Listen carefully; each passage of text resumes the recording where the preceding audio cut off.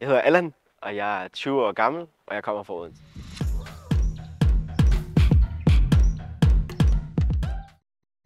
Social Justice Influence er et fællesskab, hvor vi prøver at styrke minoritetsetniske unge i demokratiet og prøver at få vores stemme hørt. Ja, vi snakker lidt omkring, hvad det er, vi ligesom går med af tanker eller frustrationer. Eller så laver vi workshops og måske nogle idéer til, hvordan vi ligesom kan italesætte dem eller vente til noget positivt. Vi laver kampagnearbejde, hvor vi blandt andet har turneret rundt i Danmark. Vi lavede en kampagne, der hed Fra tabu til talt om, hvor vi havde nogle tabubelagte emner og ligesom ville snakke omkring det.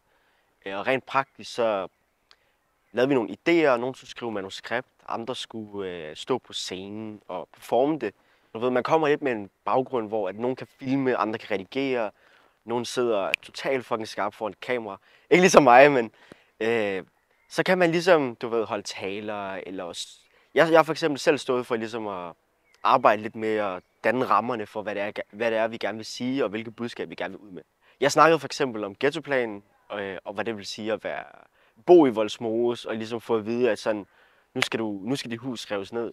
Og der var bare ikke nogen, der rigtig kunne forstå det. Det kunne jeg heller ikke, men sådan, vi fik i hvert fald mit perspektiv på det. De forskellige roller i Social Justice Influencers har været blandt andet at sidde i de her arbejdsgrupper, men også sådan stået foran kameraet, eller klippet videoerne, eller postet på TikTok, Instagram. Men også bare sådan, du ved, være en del af ligesom energien og fællesskabet. Ja, det har været fedt at være med. Ja.